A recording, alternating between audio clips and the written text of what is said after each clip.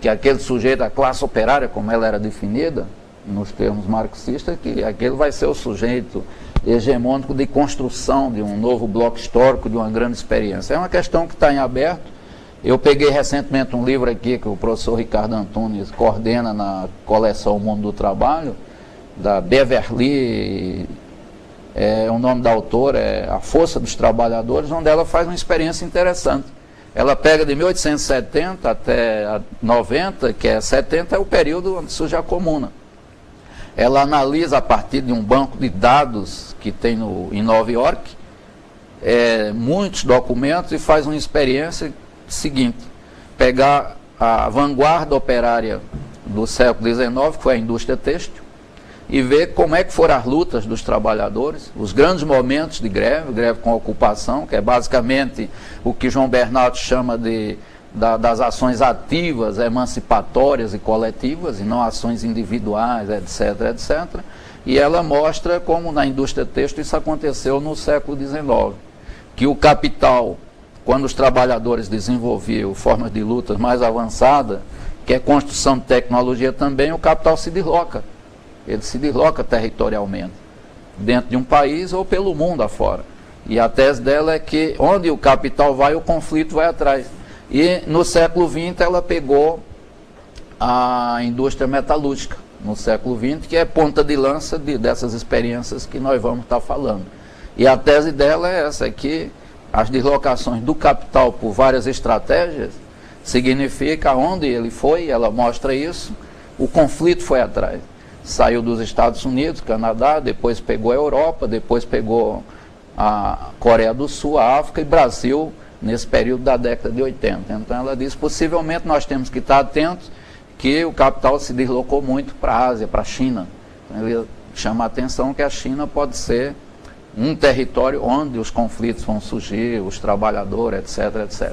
Se bem que ela mostra que quando a indústria automobilística foi para o Japão, o empresariado, o capital japonês, adotou estratégias que não levou a que houvesse grandes revoltas dos trabalhadores, a não ser no pós-guerra, etc, etc, etc.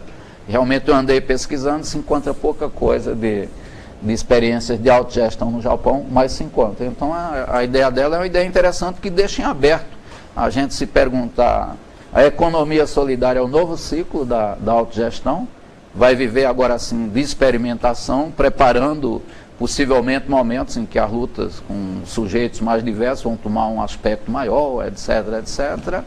Ou a economia solidária é algo que não tem condições de desenvolver esse potencial de lutas que se coloque além do capital. Então aí vai depender de uma série de fatores e da aposta, né? Apostar nas experiências, articular essas experiências, e não tem nada garantido, digamos assim, de que porque elas estão aí, elas vão ser algo que alivia o capital, digamos, algo reformista, ou que vão ser algo que vão desenvolver o seu potencial revolucionário, digamos assim, de serem caracterizadas de lutas além do capital. Então aí depende de muitos fatores, é muito difícil a gente, e alguns acham que sim, que vem um novo ciclo, e outros acham que o João Bernardo, eu fecho essa parte, diz que é uma nova etapa do capital, como diz o Mesaros, é uma crise estrutural do capital, e nós não vamos estar mais vivendo um ciclo de depressão, outro de crescimento. Não, a crise é estrutural, é uma crise global, digamos assim, e os trabalhadores vão ter também que responder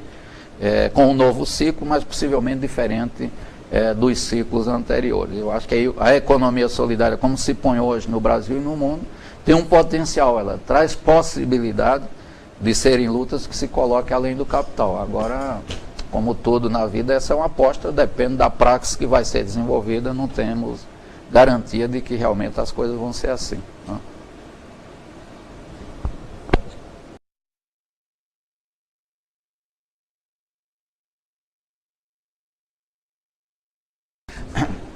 Bom, nessa última parte vamos tentar pelo menos apontar as experiências históricas, não temos tempo para se deter em cada uma, mas pelo menos traçar uma linha do tempo. Começando pelo Brasil, nós temos lutas aqui, experiências, né, que nós podemos caracterizar como experiências de elementos de autogestão, né? Esse livro aqui do Benjamin Perret, é um poeta surrealista, trotskista, parente do Mário Pedrosa. Vamos falar um pouco sobre o Mário depois. Ele escreveu um livro chamado A Comuna dos Palmares, né, que é de Zumbi dos Palmares. Aí por que ele coloca isso? Porque ele associa com a experiência da Comuna de Paris, a forma de democracia no início da experiência lá dos Palmares. Depois, quando entrou o elemento militar, e aí é muito difícil quando você tem experiência onde entra a questão militar de você pensar no exercício mais pleno da democracia, revogação de mandatos, elementos que são presentes na ideia da autogestão. Isso é muito difícil nesse tipo de experiência, não é? Então, se você for na época da colônia, você vai encontrar experiências assim. O MDA propiciou uma pesquisa recentemente chamada As Utopias Agrárias, onde nós vamos encontrar as experiências dos quilombos, né? Quilombos em Minas, quilombos na Bahia, quilombos no Rio de Janeiro, onde você encontra esses elementos, né, da propriedade comum do solo, um exercício democrático da gestão da comunidade. Nós vamos encontrar experiências indígenas também nesse sentido. E você vai encontrar, inclusive, falência de algumas minas de ouro, possivelmente em Minas, que os patrões chegaram e diziam, bom, não tem mais nada a explorar. E os quilombolas, os índios e os camponeses da época, eles assumiam essas empresas. Então, a empresa recuperada é uma coisa que está lá atrás. Eles assumiam e tentavam produzir por conta própria. Então, você vai encontrar experiências interessantíssimas nesse sentido. Ou da Comuna dos Palmares, ou podia falar de Canudos também. A Comuna de Palmares, você vai ter os negros que fogem e se refugiam num território imenso. É uma coisa que dura muito e muito tempo.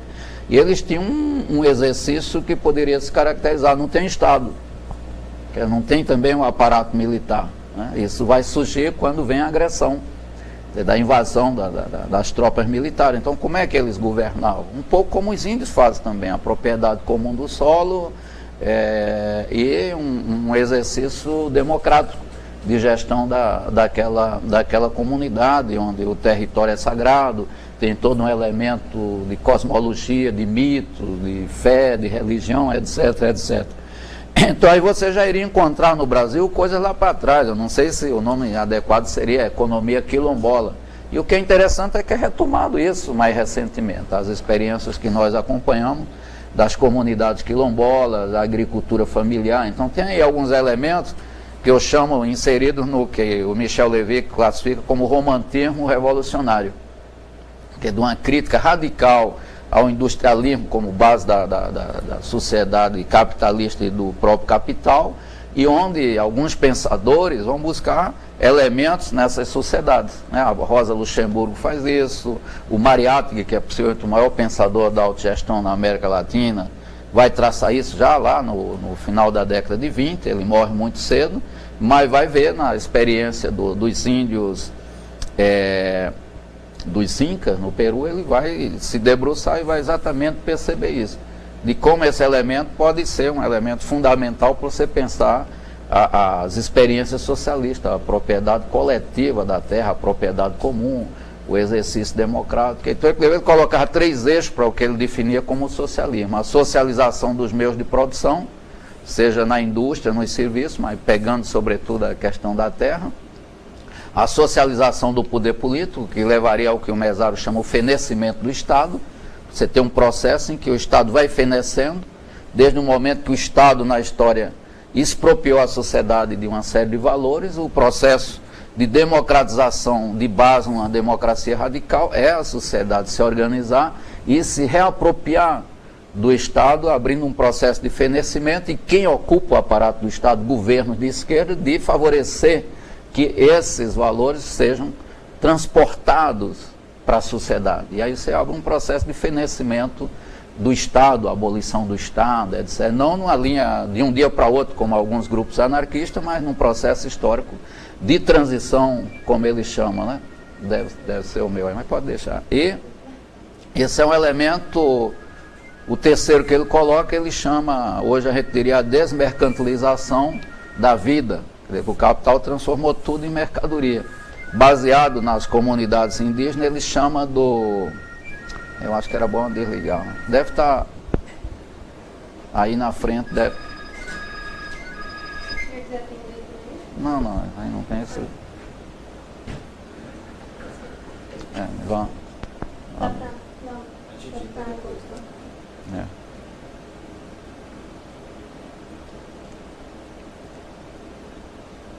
É o pessoal que eu acho que vem almoçar comigo, mas aí vai ter que dar. Esse é ruim até para desligar, rapaz. Não. Então, o terceiro eixo que o Mariátegui coloca, baseado nessas experiências daquela época, que são retomadas agora, aí, a Venezuela, Equador, Bolívia, de comunidades indígenas e outros setores, é isso que eles chamam de reencantamento da vida. É preciso uma outra lógica. Não é? Então, é um homem que tem uma visão muito rica do marxismo, e o marxismo que ele construiu expressava a realidade da América Latina.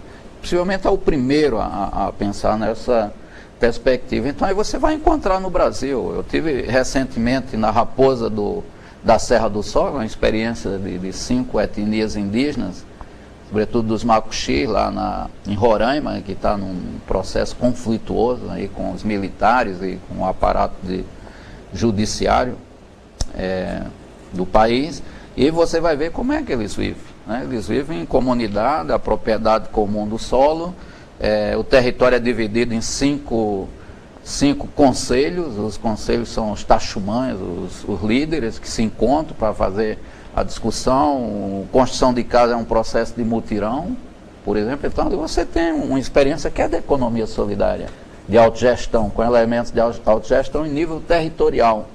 E tem todo um campo de uma vida encantada, de mito, né? Então é lá que o deus Macunaíma construiu o universo, no morro lá que eles chamam, acho que é de Roraima. E tem uma cachoeira onde o Macunaíma ia tomar banho, o deus que criou o mundo. E agora é previsto lá pelos usineiros que entraram lá, a plantação de arroz, transformar essa cachoeira no hidrelétrica. Então os índios ficam, porque tem uma questão de cultura aí para eles que é fundamental. Então você vai encontrar, você teve nos anos 50 ali em Formoso das Trombas, em Goiás, no norte, uma experiência de 10 anos de poceiros, terras devolutas. Eles ocuparam, abriram um processo também de plantação de arroz com a propriedade comum do solo. E quando abriram a Brasília, Belém, inaugurar a Brasília toda, a terra então se torna mercadoria. Então começa a gente a achar documentos antigos da época colonial, que aquela terra pertencia a fulano de tal, e vai tomar, e se instala um processo de resistência armada, com a ajuda do Partido Comunista Brasileiro, que estava numa linha esquerdista naquela época, e os que entram lá militarmente são derrotados. A conjuntura de Brasília favorece, porque tem um massacre ali ao lado de Brasília, o mundo inteiro falando de Brasília, e durante 10 anos, até 64, eles vivem assim, vivem com a propriedade comum da terra, o mutirão, etc., como essas comunidades rurais, comunidades indígenas, etc. Então essa é a experiência de autogestão territorial, que é interessantíssima em comunidades indígenas ou de agricultura familiar. Essa experiência durou até 64. Em 64, a primeira coisa do golpe militar foi invadir e liquidar a experiência. Né? O grande líder dele era o José Porfírio, depois foi assassinado pelo exército lá em 73, desaparecido, foi uma grande liderança, chegou a ser deputado federal, tudo isso, e passou 10 anos no Maranhão fazendo alfabetização, depois que houve o golpe, né? Até depois ser preso, e lá ele se encontra com outras experiências, como o Manuel da Conceição, que é um grande líder camponês, e foi sofreu muito na época da ditadura, teve exilado, e quando ele volta, hoje ele coordena com todo um pessoal 12 municípios em Imperatriz, no Maranhão, onde cada município tem uma cooperativa, tem um conselho da cooperativa, e tem uma cooperativa, um conselho que reúne as 12 cooperativas, os 12 municípios, né? E a base é familiar, com toda a questão ecológica. Então aí você tem elementos que são elementos de autogestão em diversas experiências hoje no Brasil. Então isso tem um potencial muito grande, essas experiências que são maiores. Né?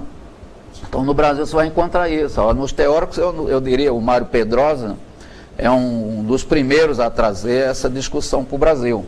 Você tinha os libertários, que discutiu muito essa questão no início do século XIX, quando eles tinham hegemonia no movimento operário e sindical.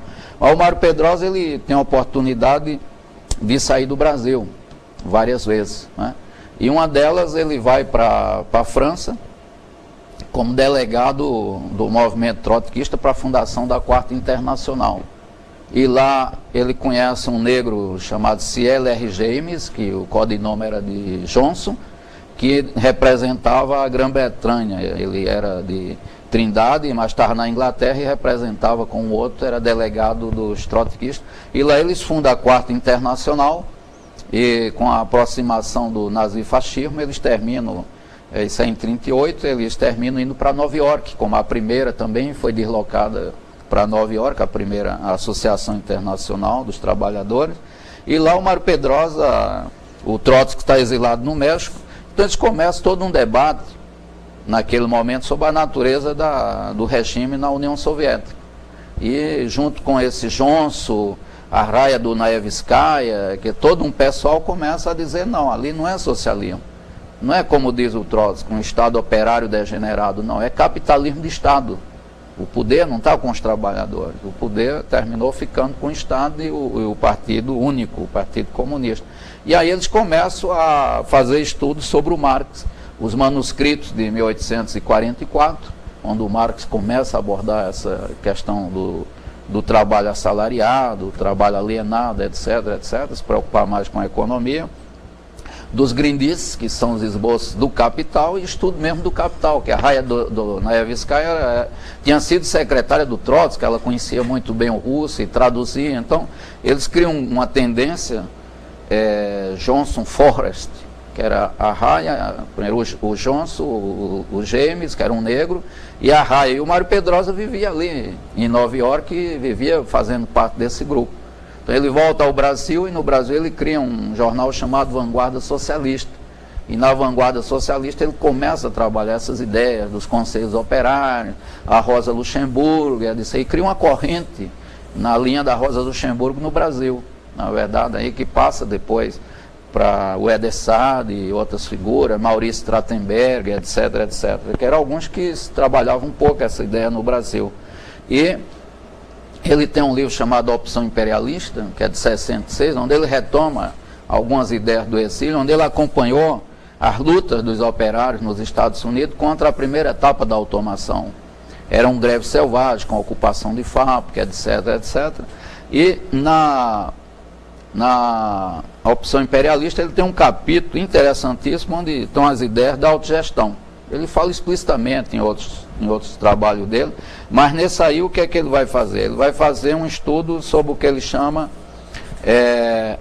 a grande empresa do capitalismo, que seria as multinacionais. E ele mostra como Marx se debruçou no Capital, tem uma parte sobre a sociedade de ações, em que separa a propriedade do controle.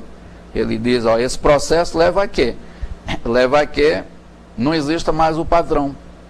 A grande empresa, pela contradição que ela traz, ela termina sendo uma empresa cooperativada, assumida pelos próprios trabalhadores. Então há uma contradição aí que, levada ao extremo, ela leva à propriedade social. Então, e aí ele começa a trabalhar essa ideia que seria da autogestão, né? Ele diz, bom, mas olha, chegando a tal ponto, isso não vai se dar naturalmente. E ele conhecia muito as lutas operárias, as lutas de autogestão. Ele termina concluindo, isso aí a gente já poderia falar que seria ex-socialismo, digamos assim, ex-socialismo, porque aí já não estamos falando de empresa nem de cidade, nós estamos falando de comuna, né? E possivelmente aí você pega algum elemento do que ele conhecia das experiências da Espanha, onde ele enviou gente para lutar em 1936 na Espanha, um trotskista brasileiro de Pernambuco. Então o Mário Pedrosa é quem traz, a partir de um estudo do processo de trabalho da grande empresa capitalista, baseado em todo um capítulo do Capital do Marx, nos grindices, ele deduz essa ideia da autogestão. Isso depois vai ser uma coisa marcante, quando ele depois se exilou no Chile, ele viu a experiência do Salvador Allende, dos cordões industriais, tudo isso, e quando ele volta ao Brasil, ele tinha muita ideia em torno do Pannekoek, que é um holandês que escreveu um livro fabuloso sobre os conselhos operários. Então a ideia dele com o PT, com tudo isso, eu acho que era muito isso de pensar um partido, da primeira vez, dos trabalhadores no socialismo, seria um socialismo com essa base autogestionária. Né? Então ele tenta muito casar o Panecoec com a questão de uma Assembleia Nacional Constituinte, alguma coisa nesse sentido. Mas ele não chega a teorizar muito, essas coisas ficam sinaladas. Mas nesse livro dele você percebe claramente, ele estudando o processo de trabalho a partir do Marx, onde ele chega a dizer, bom, olha, isso caminharia para um outro tipo de sociedade, digamos assim. Bom, agora, entrando nas experiências, eu diria que nós vamos encontrar, por exemplo, além dessas que eu falei do Brasil, você encontraria outra, mas uma marcante é essa cooperativa de Rockdale, quando ela surge no século XIX, a revolta dos Canis, os tecelões em Lyon, na França, o Maurice Sardin andou estudando isso, mostra também esses elementos já da questão da autogestão, da democracia direta, da autoemancipação dos trabalhadores, e o principal, eu acho que é a Comuna de Paris, né? Onde tem um programa de 13 pontos, que começa, que é a abolição do Estado, das Forças Armadas, pela especificidade da conjuntura, 200 mil trabalhadores armados dentro daquela conjuntura de guerra, e depois, como eles pensam o processo de produção, eles pensam a família, a educação, o urbanismo, enfim, é um programa completo. Eles pensam como gerir uma cidade, que a base seria os conselhos populares que existiriam nos bairros, para formar também a milícia, que iria pensar o problema da segurança pública, além da milícia operária, e com uma lacuna imensa que é a questão da terra, né? E aí não teve esse tipo de experiência pela conjuntura da época. Então, na verdade, o Marx é que fala, enfim, a forma encontrada pelos trabalhadores para a emancipação econômica, né? Mas não é só econômica, é você pensar uma sociedade que seria dos trabalhadores, dos produtores, livremente associados, né? Então, como é que seria essa ideia? Então, acho que essa é uma mudança importante que tem na obra do Marx, e a relação que tem com a experiência, o conhecimento construído na prática pelos trabalhadores na Comuna de Paris. Nós poderíamos fazer uma volta aos comitês populares na Revolução Francesa, o Daniel Guérin estudou muito isso. A ideia de comuna é uma ideia que vem lá na época do feudalismo, ele coloca muito bem isso, quando os barões faziam o seu parlamento, para parlamentar, para conversar.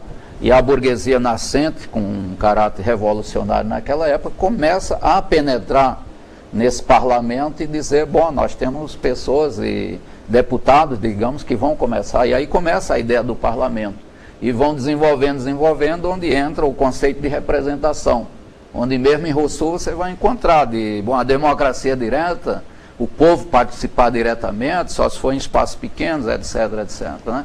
E esse espaço é um espaço que leva então depois aos três poderes, mas é aí que ele nasce, a origem que tem do parlamento. E os trabalhadores com a comuna vão pensar um outro tipo de democracia, com a revogação de mandato, né?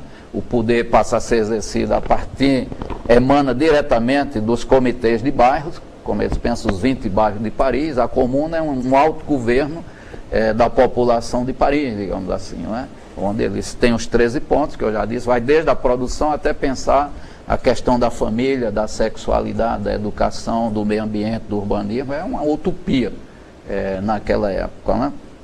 Então esse é um elemento importante, porque recupera na Revolução Francesa, em 1793-94, os 5 lotes, os braços nus, como diz o Daniel Guérin, coloca a questão dos comitês populares, as seções revolucionárias. Paris tinha 48 bairros naquela época, e em cada bairro tinha uma seção revolucionária, que era onde estavam não os jacobinos, os dantonistas, que são os mais famosos, que é a burguesia avançada daquela época, mas realmente os trabalhadores de Paris, né? Eram os braços nus, como eram chamados. Tinha 48 seções revolucionárias, e a ideia deles era uma federação de comunas, né? Paris seria governado por uma comuna que emanava de 48 seções, comitês populares revolucionários, né?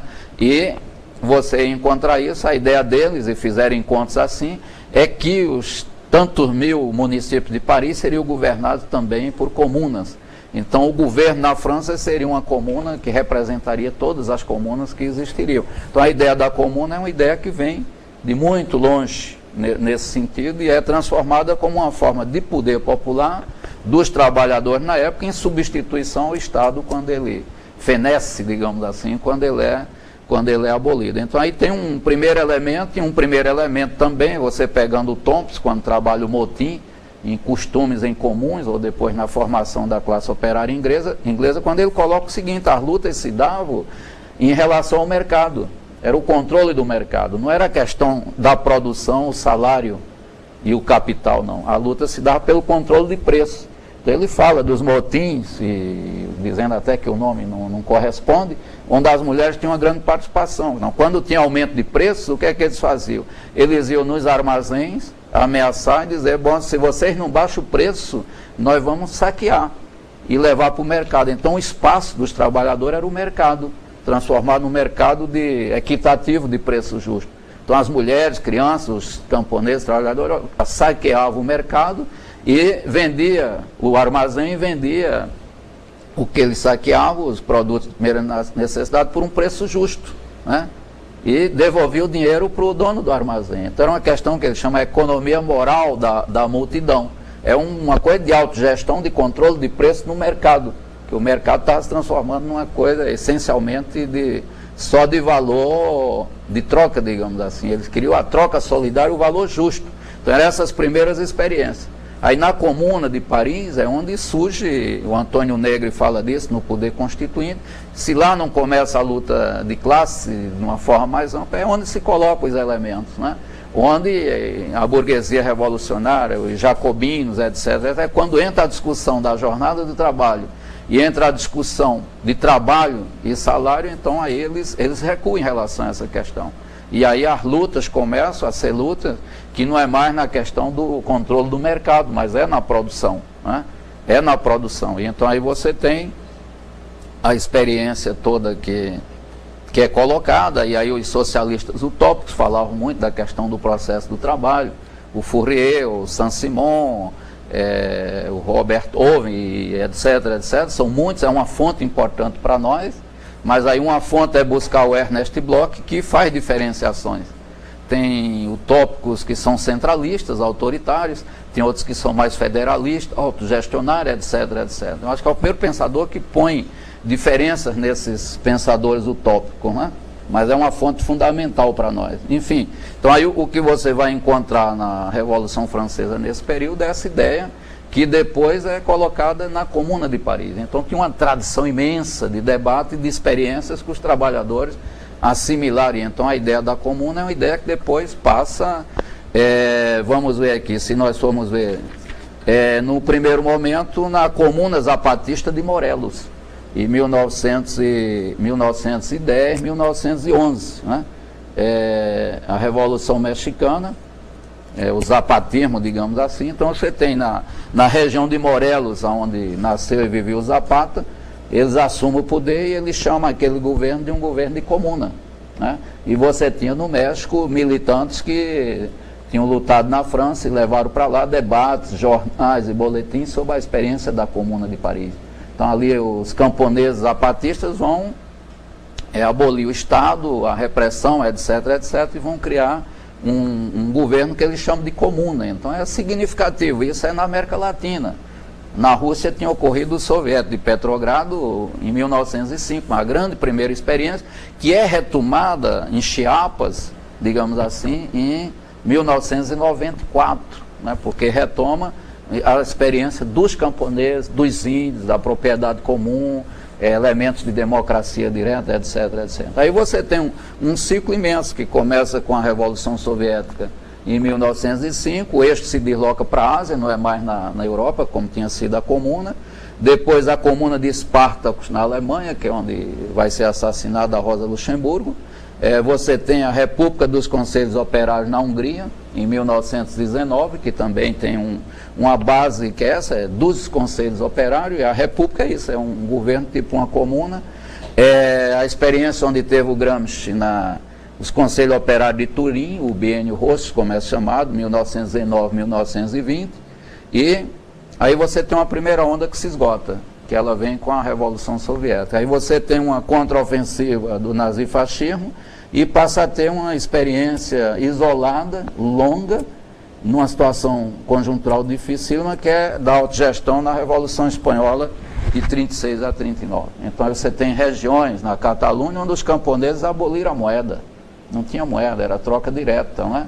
E onde eles, o poder exercido diretamente nesses municípios, numa espécie de comuna, digamos assim. Então, a propriedade coletiva, e isso dura num período de guerra civil, e durou 3 anos, de 36 a 39, com uma série de brigadistas internacionais que foram lá lutar ao lado da Espanha. No Brasil, nós tivemos muitas pessoas que foram, a Apolônio de Carvalho, o Bezoché, que foi um trotskista de Pernambuco, que o Mário Pedrosa indicou para ele lutar na Espanha, ele terminou sendo assassinado no conflito dos trotskistas com os stalinistas.